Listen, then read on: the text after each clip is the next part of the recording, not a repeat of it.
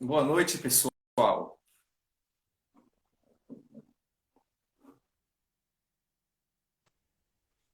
Olá, boa Olá, noite, professora. Daniele, que coisa boa te ver, Eu coisa digo boa ver mesmo. vocês, gente. É tão bom ter sido professora de vocês e ver vocês nessas carreiras de sucesso.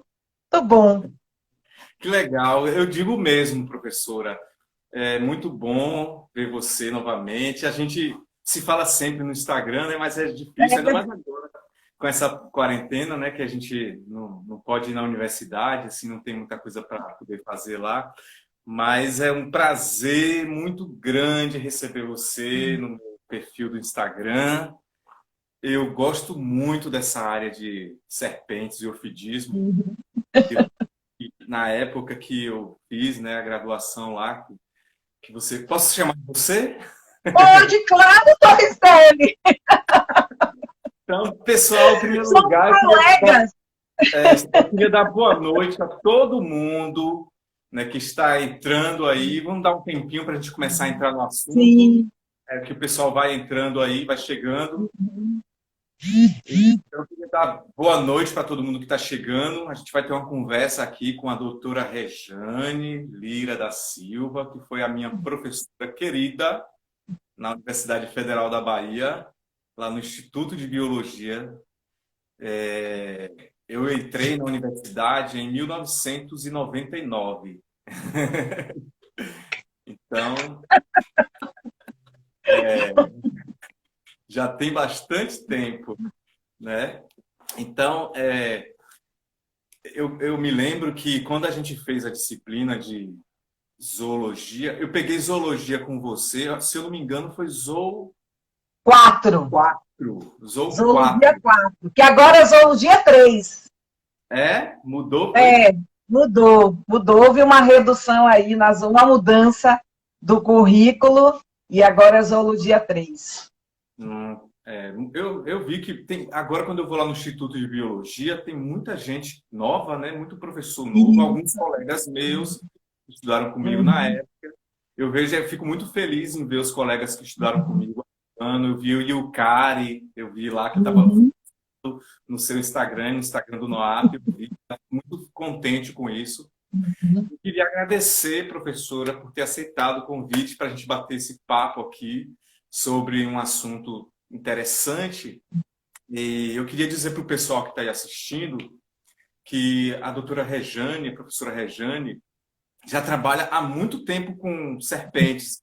Eu queria que você se apresentasse rapidamente, contasse um pouquinho assim, da sua trajetória, falasse um pouquinho do seu trabalho lá. A gente já ir começando enquanto o pessoal vai chegando. Fale aí um Pronto. pouquinho da sua trajetória, professora. Eu sei que você fala bastante. Ah, e de antemão eu queria dizer, com certeza, quando eu passar a palavra para você, você não vai parar mais, que eu sei. E aí eu vou ficar te provocando nas perguntas. E me interrompa. É porque assim, eu acho que primeiro eu te agradecer, sem dúvida nenhuma. Eu acho que esse assunto sobre o tráfico de serpentes interessa a todos nós, né? Não especificamente em relação à serpente, mas está tratando da nossa biodiversidade. Então, te parabenizar, dizer que é uma honra estar aqui com você, uma honra ter sido sua professora e a gente, como colega, né, está aqui tratando desse assunto. E também é minha admiração pela carreira que você seguiu, Toisele, porque muitos estudantes de biologia, eles não se veem nesses lugares que você está, como perito, né? Então, há uma ideia de que você vai fazer uma formação para o estudante que faz o bacharelado, por exemplo, para ele ser pesquisador. Mas aí ele não encontra um campo de atuação na sociedade, ele tem dificuldade. E eu acho que você foi percorrendo isso e está fazendo uma carreira brilhante. Bom, Inclusive, e aí quando eu começo a falar é porque eu fico pensando que numa live a gente tem que ser dinâmico, porque se eu deixar meu não, pensamento você está voar certo. aqui.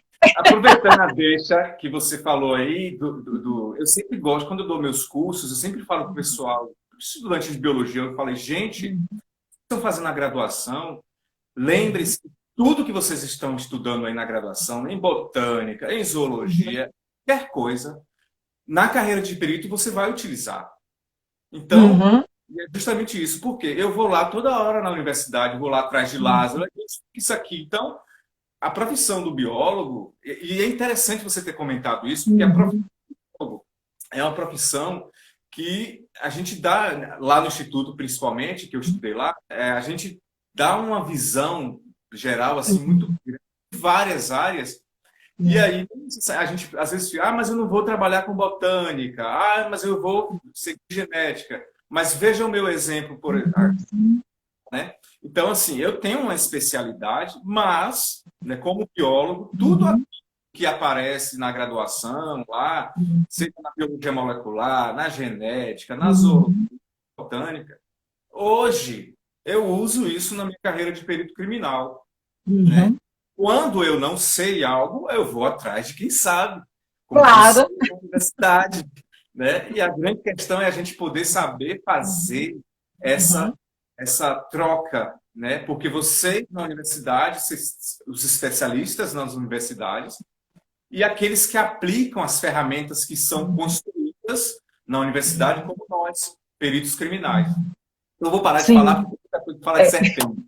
Vamos lá, É, professora. a Fala minha aí. formação, Torricelli, é assim, eu sempre gostei dos animais peçonhentos, sempre, desde criança. Então, quando eu entrei no curso de biologia, eu já sabia que eu queria trabalhar com esses animais. Eu entrei muito cedo, né, com 16 anos, me formei também muito cedo e fui percorrendo uma carreira muito múltipla, né? Porque eu acabei fazendo o aperfeiçoamento na área da taxonomia no Museu Britânico de História Natural, depois eu fiz especialização em venenos animais, e aí é o que você está colocando, né? E o que eu falo para os meus alunos. Na especialização em venenos animais no Instituto Butantan, foi em várias áreas, a bioquímica, a imunologia, a genética, né? A própria epidemiologia. Então, os animais peçonhentos, eles vertebram aí várias áreas.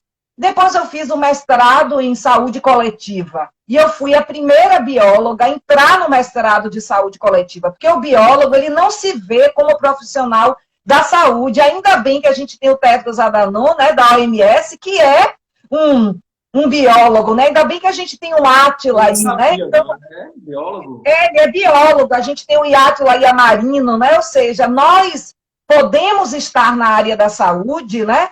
Tratando dos assuntos e ela não exclui o biólogo. E na nossa formação a gente não tem isso. Então, eu fui para a área de epidemiologia, fiz a saúde em saúde coletiva aqui na UFBA, e depois eu fiz o meu doutorado na Unicamp em ciências médicas. Também fui a primeira bióloga a entrar no mestrado em ciências médicas da Faculdade de Medicina da Unicamp, quando eu estudei o veneno, né, das serpentes da jararaca do rabo branco, que eu tinha estudado o acidente no mestrado. Depois eu fiz um pós-doutorado na área de museus, né, porque eu, enfim, o NOAP tem coleções desde sempre. E depois eu fiz, em 2016, 2017, um pós-doc também na área aí de saúde global, né, de saúde coletiva, onde eu tive a oportunidade de fazer na Universidade de Melbourne, na Austrália, mas também estive na Índia, na África, né, em vários países, em Costa Rica, porque foi a minha proposta de conhecer, né, esses acidentes por serpentes especificamente como doenças negligenciadas. O assunto é um assunto, né, negligenciado. Você vê que existem poucas formações na área própria da saúde, os médicos não sabem, assim como os farmacêuticos, os enfermeiros, sobre os acidentes por animais peçonhentos, eles não sabem porque eles não tiveram disciplina sobre isso. Então, Posso esse falar uma assunto coisa rapidinho? pode, fique à vontade. Com relação a isso aí que você falou, eu fui professor na Escola Baiana de Medicina, de Uhum, parasitologia, de 15 anos, né? E lá, quando eu entrei lá, essa parte tinha um bloco na disciplina de parasitologia antiga que trabalhava uhum, as peçonhentos. Quando eu entrei, já tinha sido retirado do currículo médico. Então, uhum, isso foi uma perda, né? Porque realmente os profissionais da área de saúde têm uma deficiência na formação. E no caso de medicina, eu sei por quê, porque era tratado na parasitologia, depois foi retirado do currículo de medicina. Pode continuar, professora. Inclusive, a gente fez uma pesquisa sobre isso, né?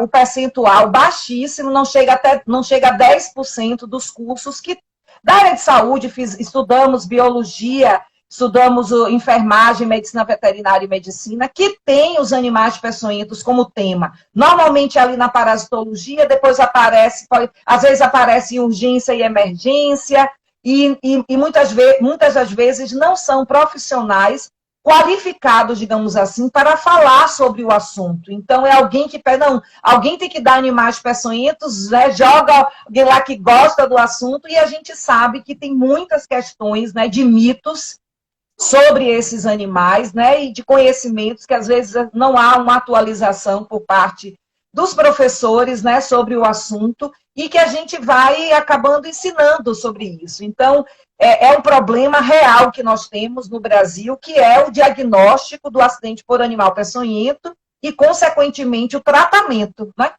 E aí, imagine, se nós temos essa deficiência, Torricelli, com as nossas cobras, imagine com as cobras exóticas, que não tem no país. Agora tem uma dúvida aqui minha, né? Porque tem muito tempo que eu peguei essa disciplina. Qual é a diferença cobra-serpente? Como é essa parte conceitual? Só para me relembrar e o pessoal também aí que não... Cobra e serpente é sinônimo. Né? Então não tem nenhuma classificação zoológica quando você fala de cobra e de serpente. Quando a gente importa, né, esse nome para o Brasil, vem com o inglês, snake, né? Vem com o francês, vem com o português. Normalmente, quando a gente vai para a África, por exemplo, ou para a Austrália, ou para a Índia, eles se referem muito às serpentes que fazem parte do grupo das najas, das mambas e das serpentes marinhas, como cobras, né? Em função do movimento que elas fazem, que é um pouco do movimento sanfona. As serpentes são aquelas serpentes do Novo Mundo, digamos assim, e da família Viperida, que elas serpenteiam. Elas fazem um movimento bem sinuoso. Mas isso não é uma classificação taxonômica. Então, eu uso como sinônimo. E acho que as pessoas também podem ficar à vontade para usar como sinônimo também. Eu não me lembrava desses detalhes. Eu sabia que tinha alguma coisa, mas foi bom relembrar, né? Essa questão aí. E já que você falou de famílias de serpente, quais são as famílias de serpentes aqui no Brasil? Não sei se assim a pergunta está boa assim, aqui no Brasil, ou de uma forma geral. O Brasil ele tem uma fauna de serpentes muito rica, né? Em função da variedade dos nossos biomas. Então, hoje já são mais de 460 espécies de serpentes, né? Então, a gente tem uma riqueza da fauna muito parecida com países... O Brasil é considerado um país mega biodiverso em relação às serpentes, como é a Índia e como é a Austrália. E o Brasil, por exemplo, eu que estive na Austrália, comparando a Austrália, você não tem viperídeas, né? Que são as jararacas, cascavéis, as víboras na Austrália. Só tem da família Elapidae. Então, isso é interessante, né? Além das outras serpentes, as venenosas só tem dessa família. Então, o Brasil, ele tem essa fauna bastante rica, né? Que representa aí mais de 460 espécies. Só que desta fauna bastante rica, somente 10% tem importância médica, porque a gente precisa conceituar, assim. No caso das serpentes, né? A gente tem cerca de 9 a 10 famílias aqui no Brasil. E aí, nós temos, dessas famílias, somente 2 têm importância médica. Então, todas as outras não têm. E a gente tem que pensar que existem as serpentes que são peçonhentas das serpentes que não são peçonhentas. Quem são as serpentes peçonhentas? São aquelas que possuem a presa inoculadora de veneno, que é um dente modificado para injetar veneno ao longo da evolução desses animais. Certo? A maioria das serpentes não tem peçonha. O que significa dizer que a presa inoculadora de veneno não é essencial para a sobrevivência das serpentes. Uma vez que a minoria é que tem. Incrível isso, né? E muitas pessoas acham que todas as serpentes são peçonhentas, que todas as serpentes matam. Esse é um dos mitos. E aí quer Não, matar as só pessoas.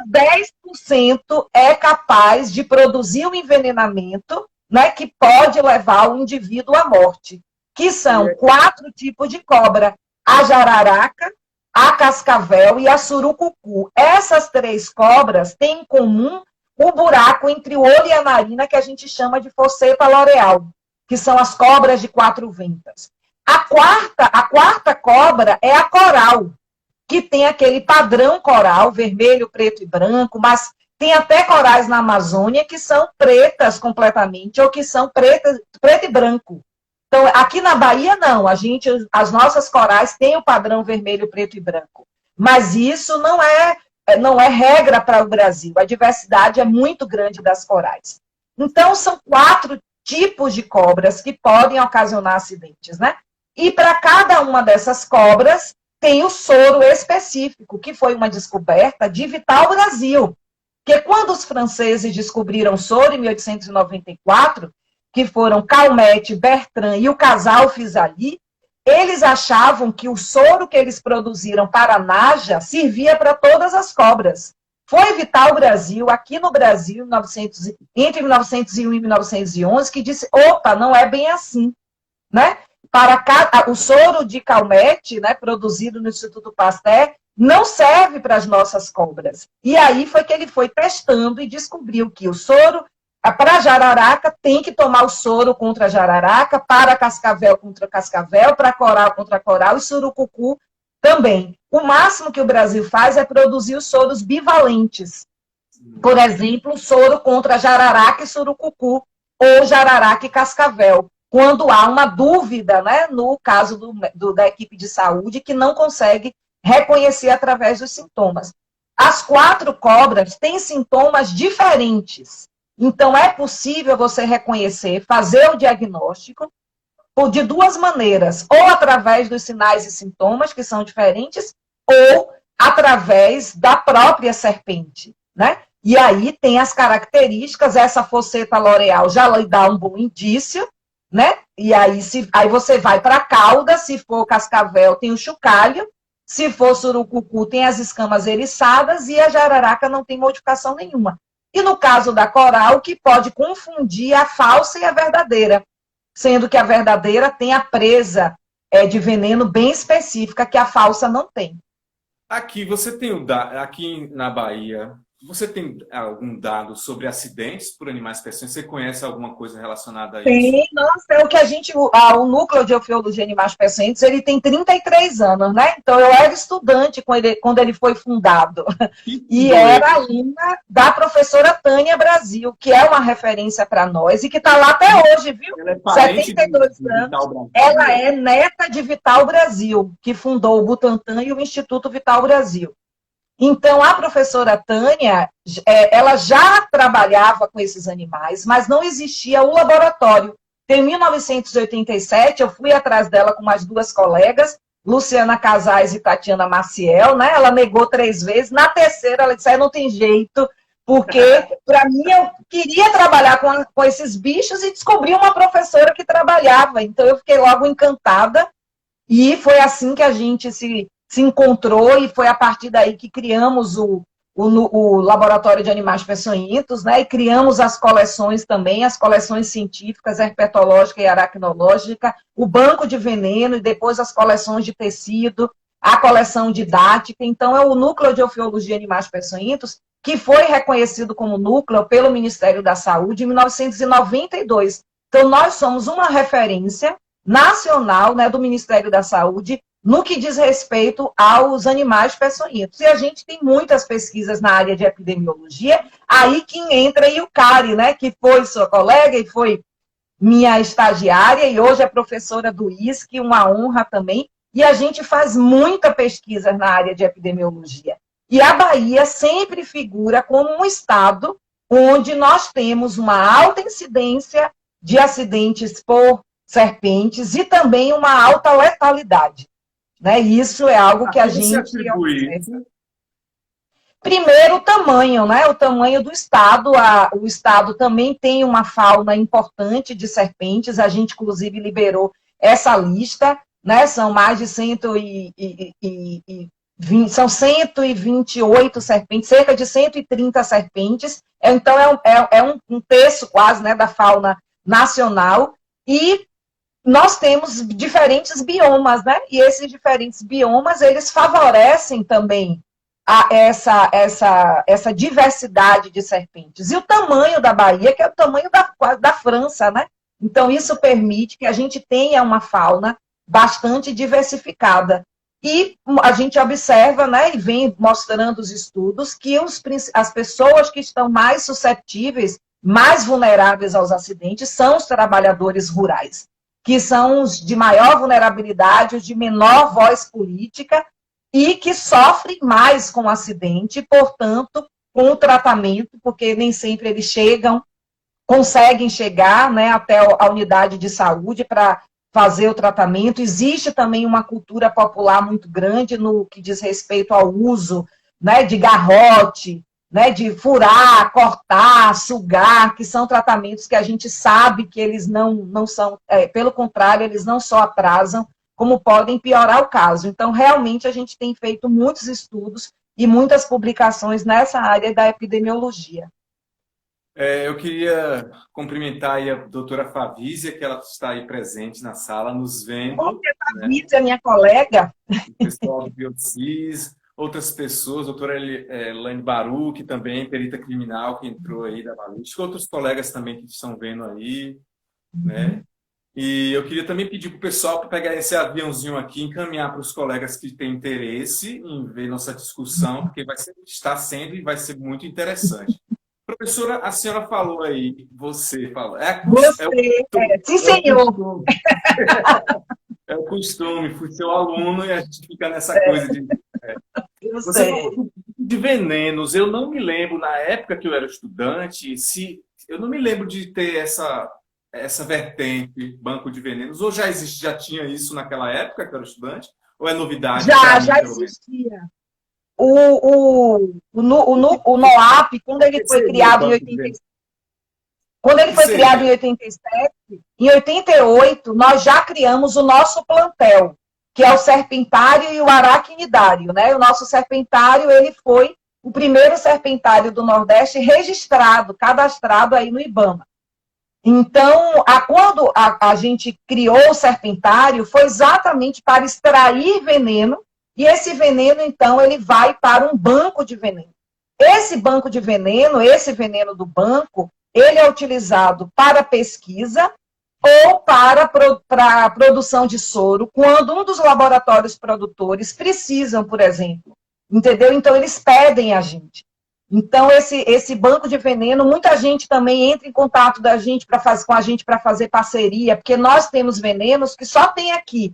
Por exemplo, existe uma aranha Foneutra baiensis, que é uma aranha endêmica daqui. Então, só nós temos esse veneno, né? Nós temos venenos de bichos raros. É aranha armadeira. Aranha armadeira, Por exemplo, a gente tem veneno de cobras muito raras, né? Como a jararaca verde, né? A jararaca tapete, que elas são endêmicas daqui. Então, acaba que um banco de veneno, ele propicia isso, né?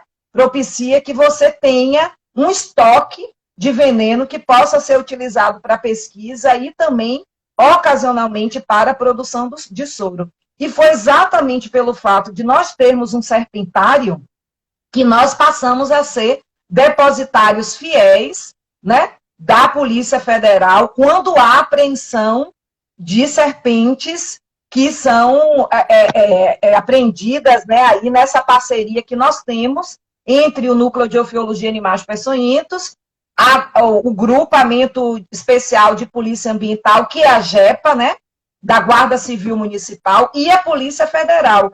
E acaba que eu ajo como perita, né? Porque quando eles fazem a recolha desses animais, eles não sabem quem são esses animais. Então, a gente que faz a identificação. E aí, só para fazer uma complementação a isso, você falou que a Polícia Federal, né, você tem essa interface com a Polícia Federal, aí eu queria só fazer um adendo que quando existe uma apreensão de animais animais silvestres, isso é um crime federal, né? É Sim. por isso que a Polícia Federal é acionada. Isso que a Uhum. gente não tem muito caso lá no Uhum. Polícia Técnica, porque a gente é um órgão estadual. Então, como na Uhum. natureza do crime é uma natureza, é uma esfera federal, então por isso que o perito é o perito criminal federal.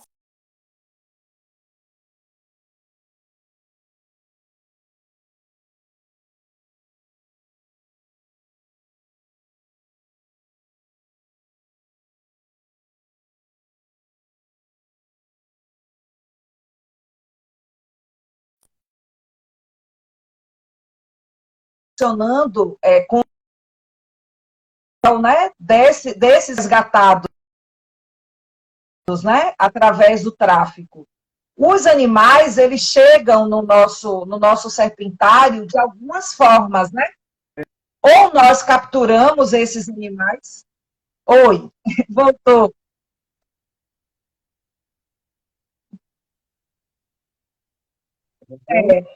Aí eu estava dizendo, Torricelli, como que os animais chegam lá no laboratório, os animais eles chegam até o nosso serpentário ou por coleta, né? Nós fazemos coleta, porque são nossos projetos, né? Ou então por doação, né? Pessoas que têm interesse ou querem saber sobre qual é o animal que aparece na casa deles. Isso funcionou até 2017, mais ou menos. Com a criação do Grupamento Especial de Polícia Ambiental, com o GEPA, as pessoas não precisam mais fazer isso, né, de resgatar o animal. Eles podem ligar para o GEPA, eles podem ligar para a COPLITAR e pedir que esses animais sejam resgatados, né? E aí é que esses animais são encaminhados para a gente. Então, há aí uma rede que se forma de diferentes instituições para a proteção da fauna silvestre, né? É a proteção da fauna silvestre, e aí, óbvio que serpente também faz parte da fauna silvestre. Então, a gente acabou criando essa rede. Nós somos os depositários fiéis, né? Esses animais são capturados, sejam silvestres na cidade de Salvador ou exóticos que não pertencem à nossa fauna, né? No caso dos silvestres, todos eles, quando chegam ao serpentário, eles são registrados, fotografados e recebem um chip, um microchip. As serpentes que não são peçonhentas, como jiboias e sucuris, elas são soltas, ficam numa quarentena. A nossa médica veterinária, Tatiane Rodrigues, ela testa a saúde desses animais e depois eles são liberados na natureza, onde eles devem estar mesmo, porque esses animais não são para estarem presos dentro de uma caixa. Eles não cometeram nenhum crime, né? Por ser serpente já é criminoso, né? Criminosa, coitada. Então a gente faz esse trabalho de soltura e tudo isso a gente acompanha, né? Mede as coordenadas e temos como parceiros na soltura a própria GEPA, né? Fazemos algumas solturas lá no parque da cidade, fazemos muitas das nossas solturas na Mata do 19BC, né? Então é uma parceria com o Exército Brasileiro. Fazemos solturas no campus da UFBA também, né? Temos um projeto lá no campus e fazemos soltura na área que faz parte do Parque Metropolitano de Pituaçu, do Museu de Ciência e Tecnologia. Então, tudo isso é muito bem organizado e acompanhado. Uma pessoa não pode pegar uma cobra aqui e soltar ali, né? Tanto a captura precisa ser feita por pessoas que tenham a expertise, e a gente faz o treinamento do GEPA. A gente faz o treinamento do GEPA, dos bombeiros, do Exército, né, da Polícia Militar, a Polícia Federal também faz parte. Por quê? Porque ao capturar uma serpente, essa captura tem que ser segura para quem está capturando, porque pode acontecer um acidente que a serpente não vai ser capturada e vai achar lindo, maravilhoso. Ela vai tentar morder. Se ela tiver veneno, ela vai tentar picar, né? E tem que ser segura para a serpente, porque muitas pessoas tentam capturar E aí acontece como a gente recebe serpente que as pessoas colocam arame farpado em torno do pescoço, são furadas, cortadas, que as pessoas têm essa raiva, né? Esse ódio, que na verdade elas são ensinadas a ter. Eu Então, acho que todo vem desde esse. a Bíblia, né? Da Adão e Eva e a Com serpente. certeza, vem aí da nossa origem cristã, né? Então, essas instituições todas, elas estão em consonância e trabalham juntos. A gente também tem um trabalho junto com os CETAS. Infelizmente, o nosso CETAS, ele está funcionando de forma muito precária, porque com a própria desorganização que esse governo está promovendo, o próprio CETAS foi atingido. Então, eles não têm um biólogo e um veterinário, né? Então, eles vão fazendo o que eles podem fazer. E aí a gente acaba ajudando, né? Não só soltando juntos. Então, somos todos órgãos, sejam municipais, estaduais ou federais, que trabalhamos juntos na conservação desses animais, das serpentes, né? Principalmente as não peçonhentas, que podem ser soltas, porque as peçonhentas não podem ser de jeito nenhum. Aí você falou aí várias coisas interessantes, aí você tocou numa questão. Eu me lembro que quando eu era estudante, assim, eu via alguns alunos falando sobre serpentes e alguns, né, não muitos, né, mas alguns Uhum. com essa vontade de ter como pet, né? O que é que você tem a dizer sobre isso? Olha, essa ideia, né, da gente se apropriar da natureza, ela é muito antiga, né? Então a gente sempre quis ter um bicho ali de estimação para chamar de seu. E isso não é diferente para as serpentes. Existem pessoas que gostam desses animais. E elas gostam desses animais presas. Aí eu questiono se elas realmente gostam desses animais ou se é um capricho que elas têm, entendeu? Nesse momento atual que nós estamos vivendo. Então, claro, né, na minha época tinha-se jiboia. Um ou outro aluno de biologia, né, veterinária, sempre tinha uma jiboia. As cobras, eu sou contra animal silvestre como pet. Ponto. Né? Contra. A Mas questão é que pode, existe legalmente. legalmente, se você comprar esse animal, as não peçonhentas, o grupo das jiboias, né? Existem legalmente esses animais. Eles têm que vir de um serpentário legalizado, como criadouro comercial. A reprodução tem que ser feita dentro desse serpentário legalizado. Vem com a marcação de um microchip e um certificado de venda. Quem hoje tem uma serpente que não é autorizado pelo órgão ambiental é criminoso. Está cometendo crime ambiental. Seja por qual motivo ele esteja, seja serpente silvestre ou exótica, porque para você ter um animal desse, você tem que ter autorização de um órgão ambiental. Quando você compra esse animal de uma loja legalizada, a loja tem autorização para fazer a venda, porque ela é um criadouro comercial. Nós, por exemplo, somos criadouro científico, autorizado pelo Cisfauna. Então, há toda uma relatórios, né? A gente tem que dar conta do que entra, do que sai. Eu sou contra animal silvestre como pet, seja ele qualquer animal. Porque eu acho que o animal silvestre ele tem que estar na natureza. Quando você retira esse animal, você retira dele a possibilidade dele se reproduzir, dele viver e dele comer o que ele quer. Né? No caso das serpentes, eu sou mais contra ainda, não exatamente porque eu trabalho com um grupo, mas porque as serpentes elas não têm córtex cerebral. Elas não têm emoções, sabe? Elas não vão gostar ou desgostar de você. As serpentes não estão nem aí para a gente. Né? Diferente do meu cachorro Hugo, que quando já começou a live, ele já latiu para dizer que ele está aqui, né? Então, no caso das serpentes, elas não. A gente teve um óbito de uma serpente, eu fiquei arrasada, porque ela estava há 19 anos com a gente. Uma jararaca. É claro que ela não me reconhece, entendeu, Torricelli? Então, isso não existe para as serpentes. Eu gosto delas por causa disso. Tanto faz você existir ou não para elas. É diferente de um animal doméstico né, que tem essa relação, né, com você. Você chega, ele fica alegre. Serpente não, ele fica na dela. E não existe essa história de que a serpente se acostuma com você ou que você doma a serpente. Sendo um animal silvestre, selvagem, se ela se sentir ameaçada, ela vai te morder. E é muitas das vezes, quando isso acontece, que as pessoas vão lá e entregam para a gente, como entrega voluntária, né? Ah, ela me mordeu, porque a pessoa tem na cabeça dela de que a serpente vai virar amiga dela. Não vai. Não é que as serpentes são mazinhas, não, viu, gente? É falta de córtex cerebral mesmo. E aí foi justamente, quer dizer, não foi exatamente o que aconteceu com esse caso recente que saiu na mídia, né?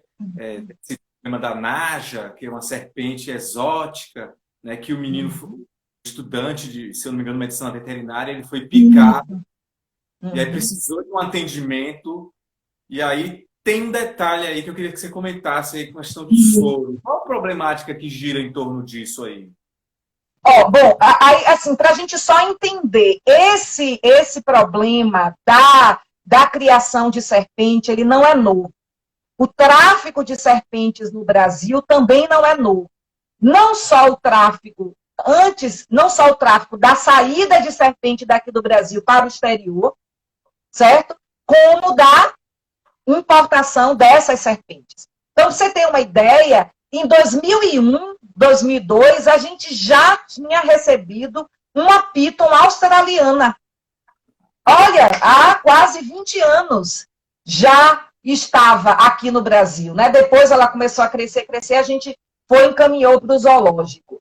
E se passou esse tempo, em 2011, nós recebemos por entrega voluntária as cobras do milho, que passaram a ser muito comuns. Porque assim... Virou febre nessa cobra. Fica comum todo mundo ter jiboia. Ah, não, mas eu não quero ter jiboia. Aí o outro, não, eu não quero jiboia. Aí vai tendo essa disputa, né? Entre qual é a cobra mais interessante que você vai dar mais close na internet. A verdade é essa. São pessoas egoístas. Acho tão interessante, Torricelli, antes de chegar aqui. Sim, o tráfico de animal foi desde que o Brasil foi coloniado, é verdade.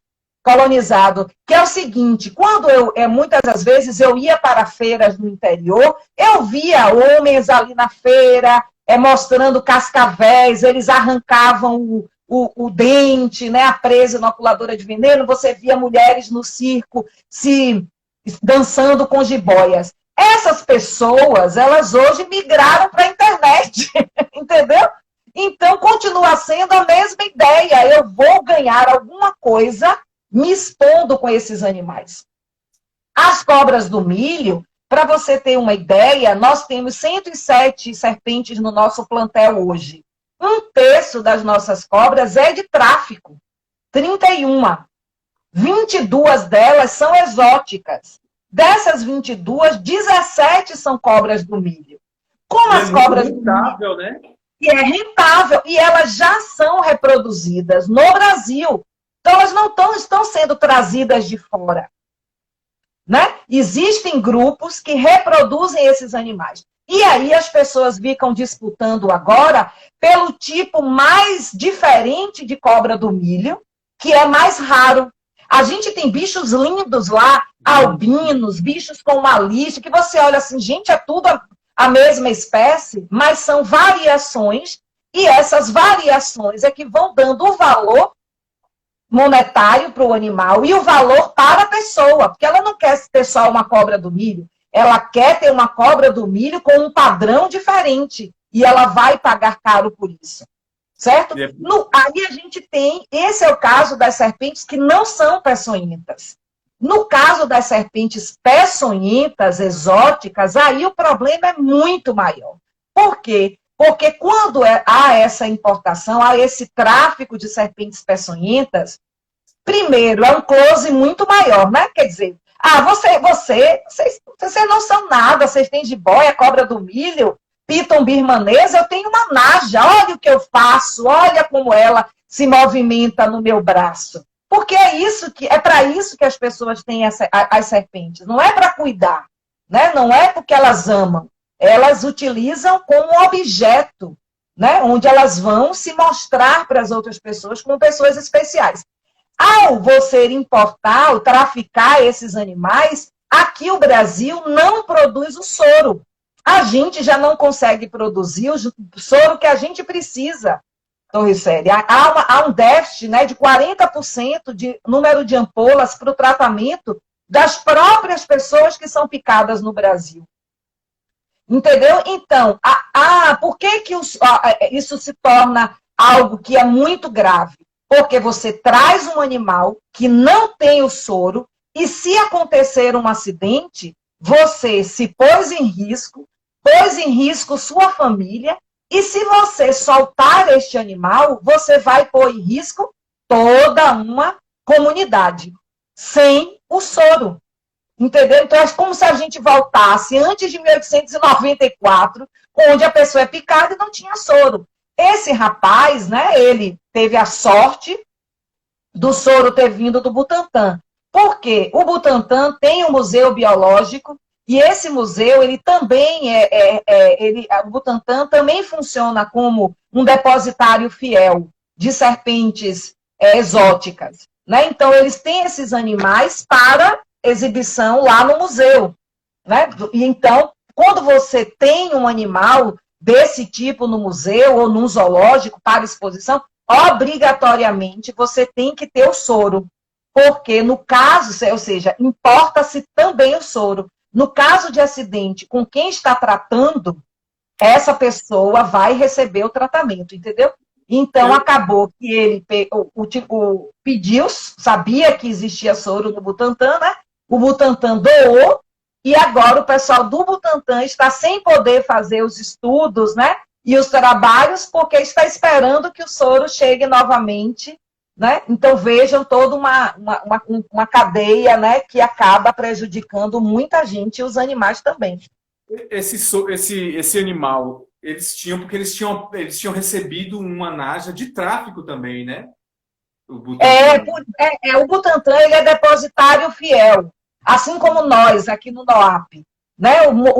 As serpentes que chegam de tráfico vão todas para o Butantan. Né? Então, como é que o pessoal, você que está acompanhando mais isso, como é que as cobras têm sido transportadas nesses casos que vocês veem de apreensão de Polícia Federal? Porque eu acho que isso facilita também, né? A facilidade de transporte. Assim, a gente não sabe detalhes, sabe, Torricelli, de como é que ocorrem as operações. A gente não tem detalhes disso, porque isso é algo que fica lá com a Polícia Federal, né? Mas quando muitos animais, eles são trazidos, por exemplo, as cobras são colocadas em meias, enroladinhas, dentro de meias, dentro de tênis. A Renkta já mostrou isso, de cada 9 cobras traficadas, de cada 10 cobras traficadas, de cada 10 animais silvestres traficados, 9 morrem. Então, não me diga que as pessoas que compram do tráfico gostam dos animais, porque eles fazem parte dessa cadeia de mortalidade desses animais. Então, nós já tivemos, por exemplo, cobras que chegaram lá tão mal que elas não sobreviveram, elas morreram, mesmo com cuidado veterinário. Então, eles colocam dentro de tênis, dentro das meias, né? Por exemplo, já chegou serpente dentro de panela. Então, vai o jogo de panela, né? E as serpentes estão ali enroladinhas. Mas eu não posso te falar detalhes, né? Eu sei, quando eu pergunto, aí eles dizem, essa aí veio na meia, né? Ou essa aí veio na panela, ou mesmo eles mandam a foto para mim, assim que pego. E normalmente é pelos correios. Né? Esse tráfico acontece, né? A boa parte das apreensões são feitas dos correios. Então, eles ficam transportando. As serpentes são silenciosas. E elas não se movimentam muito. Elas comem, no caso de filhotes, de 15 em 15 dias, e no caso de adulto, de 30 em 30 dias. Então, não é um animal que vai comer todos os dias, é um animal que tem uma certa resistência à falta de água, entendeu? E elas são silenciosas. Então, o tráfico das serpentes, ela ocorre muito através dos correios. Só que os Correios, eles têm lá super scanners, né, que eu nem conheço, tenho até interesse em ver, e aí eles detectam, já estão com o olho treinado, né, para detectar esses animais. Por exemplo, a gente recebeu pelos Correios, que eles trouxeram para a gente, né, a gente recebeu pelos Correios, não, eles trouxeram uma cobra apreendida, uma jararaca verde. Imagine o perigo se alguém dos Correios abre e se acidenta, né? Uma jararaca rara, verde. Então, vejam que essas pessoas, elas não têm pena de ninguém, não. Os traficantes querem lucro, morra quem morrer, né? E as pessoas que criam querem, né? Que sua vaidade, né? Seu orgulho de ter uma seja atendida. Então, aí é quando esses criminosos se encontram. O interessante é que depois desse acidente aí, algumas pessoas começaram a entregar, né, as suas serpentes. Vocês recebem também serpentes de... Porque, assim, eu vi na sua entrevista que você deu no programa de rádio, você falando desse recebimento de serpentes sigiloso, né? Porque as pessoas às vezes têm receio, né, de se desfazer e ser preso. Queria que você comentasse de novo isso que eu vi lá na... Isso chama entrega voluntária, certo? Então, a gente, por exemplo, a cobra do milho, a gente recebeu por entrega voluntária. A pessoa deixou já o bicho na porta do MOAP, com caixa, com tudo. Tem pessoas que levam jiboias para a gente. Chega na mochila. Ah, professora, é sempre um amigo meu, né? Um amigo meu, né, que tinha essa jiboia, eu estou aqui entregando, né? Exatamente. Embora a gente acredita que é o amigo dele. O que acontece? Claro que esses animais, existe essa entrega voluntária. Essa entrega voluntária pode ser feita tanto no CETAS do IBAMA, certo? Pode ser feita no JEPA, pode ser feita na COPA, pode ser feita lá no laboratório, né? Ou seja, a pessoa entende que ela está cometendo um crime, e um crime principalmente contra o animal. Porque o que ela está fazendo? Ela está condenando o animal a uma prisão perpétua. Um bicho que não fez nada, simplesmente para satisfazer os seus caprichos. Então, aí a pessoa faz essa entrega, né, voluntária, e a gente tem um termo de doação. Então, essas pessoas, elas preenchem um termo de doação com todos os dados. É claro que, sendo um animal exótico, né, ilegal, alguma comunicação a gente precisa fazer, né, de que nós recebemos esses animais. Inclusive, isso vai fazer parte do nosso relatório. Né? Através do Cisfauna, o IBAMA vai saber que nós recebemos aquele animal, né, que entrou por uma entrega voluntária, né? Então, é bom, né, que as pessoas utilizem esses órgãos ambientais, né, principalmente os CETAS, o JEPA e a COPA, para fazer essa entrega, né? E aí eles, então, enviam lá para o laboratório, entendeu? E aí podem não sofrer sanções. Agora, se a cobra estiver maltratada, aí sim, entendeu? Porque depois, a lei da vida, né, que torna crime ambiental, né, matar, perseguir, criar sem autorização. Então, se a cobra estiver em um estado de maltrato, aí essa pessoa pode responder por esse maltrato porque aí é maltrato de animal silvestre, assim como existe um maltrato de animal doméstico, né? Se você for fazer uma entrega de um cachorro para um canil que faz esse trabalho e o animal chegar lá maltratado, você também vai ter que se responsabilizar por isso, entendeu? Entendi. Doutora Rejane, professora, nós temos mais 10 minutinhos, mas eu queria que você falasse também, você vê como passa rápido quando o assunto bom. Você também faz treinamentos, né, para instituições, né, o Exército. Quais são as instituições que você já promoveu treinamentos? A gente já fez, sei lá, desses 33 anos, né? É muita gente que a gente faz o treinamento.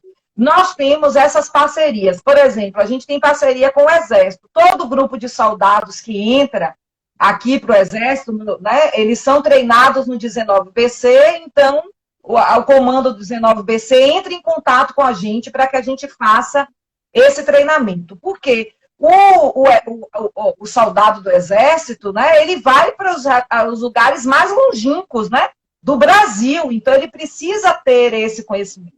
A gente tem feito muito treinamento com os bombeiros, porque se uma pessoa for acidentada, é bom que as pessoas saibam disso, ela pode chamar o SAMU ou os bombeiros para fazer digamos assim, tratamento pré-hospitalar.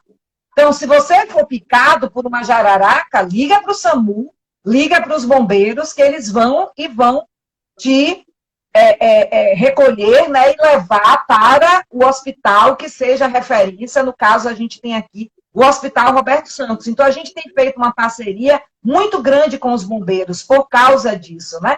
A gente faz treinamento do pessoal do Centro de Controle de Zoonoses, a gente faz da Guarda Civil Municipal. Então, todo mundo que solicita, a gente faz o treinamento.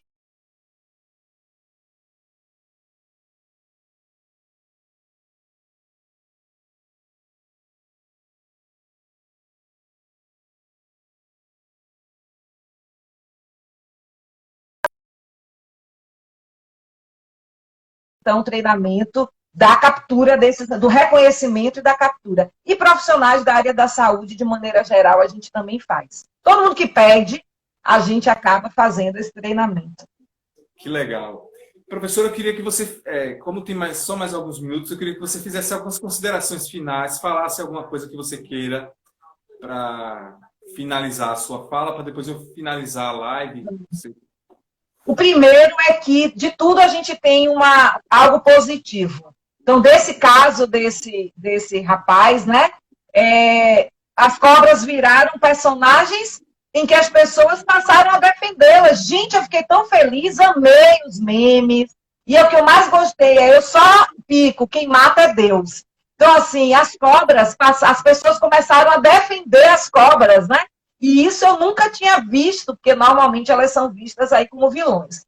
Esse é um ponto, né, que isso também está forçando a que esse crime ele seja melhor investigado em todo o Brasil, não apenas aqui lá no Distrito Federal, porque o crime ele está espalhado em todo o Brasil, né? E que a gente possa punir essas pessoas. E a gente está vendo que são punidos. A gente já teve o rapaz preso, né? O amigo dele preso, a família pagando multas altíssimas, todo mundo que está envolvido pagando multas altíssimas. Então, isso é um exemplo, né, de que crime ambiental as pessoas têm que responder e pagar por eles, né? E um outro ponto que eu queria só para passar para você é que, se você sabe de algum amiguinho, né, de alguma pessoa que cria ilegalmente as serpentes, denuncie. Denuncie, porque muita gente, né, fica sem querer denunciar, seja porque é o colega, o amigo, o filho do amigo. E é exatamente o silêncio que faz com que esses crimes perpetuem, né, e a gente tem um impacto na saúde, no meio ambiente, né, em relação às próprias cobras. E obrigada, Torricelli, foi um prazer falar com você. Obrigada a todo mundo que esteve aqui essa noite. Um beijo para vocês. Um beijo, professora. Eu queria agradecer a todo mundo que estava aí assistindo a nossa live, né? E Favísia, Luísa, todo mundo, meu filho, todo mundo que está aí vendo a live. Queria mandar um beijo para todo mundo. A professora Regiane é uma querida, queria agradecer mais uma vez, professora. Como é que a gente faz para visitar lá o núcleo? Normalmente, agora com a pandemia, né, nós estamos em trabalho essencial, segundas, quartas e sextas. Olha, o Gustavo está aqui, gosto muito dele, veterinário, a gente tem também parcerias muito boas. Às sextas-feiras, normalmente, a gente deixa, né, um espaçozinho ali que as pessoas podem entrar em contato com a gente para fazer a visita. Mas nós temos um trabalho de educação ambiental, que é a Rede de Zoologia Interativa, porque o NOAP também é um museu universitário itinerante. Então, quem tem interesse, escolas, enfim, que tem interesse de levar esse conjunto de exposições, que são ações educativas sobre animais peçonhentos, pode também entrar em contato com a gente depois da pandemia. Pela educação é que a gente vai transformando, porque a sensação que eu tenho com relação a esse caso que houve, né, de tráfico dessa Nádia, né, ainda está em investigação, não vou poder falar assim, mas tudo indica que, né, a sensação que eu tenho é que as pessoas acham, assim, vão banalizando aquilo e chegam a perder a noção de que o que elas estão fazendo é um crime. Né? Então, Sim. mais uma vez, assim, a educação, né, sempre pode estar transformando. E você vê que os pais do garoto estavam envolvidos, muitas serpentes dentro da casa do indivíduo. Então, tudo indica que aquilo ali realmente era uma rede. E eu estava fazendo uma pesquisa aqui com relação a esse caso, né, passou em muitos noticiários e tudo mais, e realmente tudo indica que ali tem uma rede de tráfico, né, onde eles produziam e mandavam para alguns lugares, vendiam. Você tem uma ideia, eu estava pesquisando na internet o preço de uma cobra do milho, eu vi cobra de R$3.000, R$5.000. Assim, que chocado, professora, porque assim, nossa senhora, de quanto, ainda tem mais um tempo, mas só para finalizar, qual é o tempo? Uma cobra, ela se reproduz de quanto em quanto tempo, uma serpente?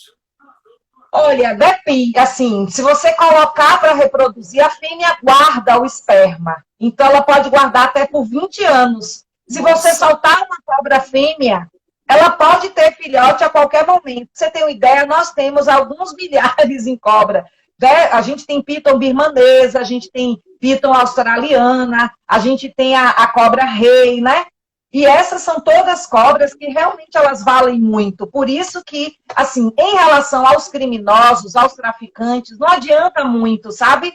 Falar, porque eles são traficantes. A gente tem que dialogar através da educação, como você está dizendo, para aquelas pessoas que estão desavisadas. Papai, eu quero uma naja. Aí tem que, né, dizer, olha, peraí, não pode, é crime, e educar a pessoa para enxergar a natureza não como um objeto, né? Que hoje eu quero uma naja que custa R$7.000, R$10.000, aí daqui a pouco eu já não quero mais, passo para frente, eu solto, como se aquilo ali fosse uma coisa. E não é um animal, né, que sofre, sente dor e tem todos os impactos e consequências a partir daí. Então, tá bom. Então, a gente está finalizando a nossa live, faltam só 2 minutos, mas eu não gosto, porque assim, eu já fiz algumas lives anteriores, assim, eu sempre termino um pouquinho antes agora, porque fica chato a gente desligar na cara, né? Então, falta 1 minutinho. Então, queria agradecer mais uma vez a todos, mandar um beijo para todo mundo, e a você mais uma vez, professora. E é isso, pessoal.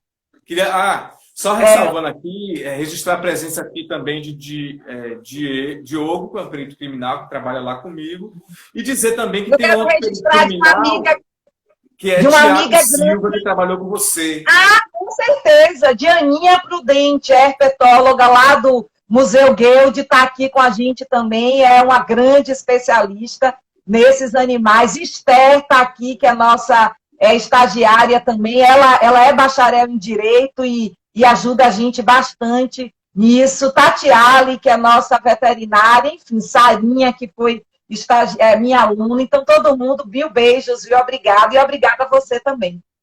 Tchau, professora. Até a próxima. Beijo. Até.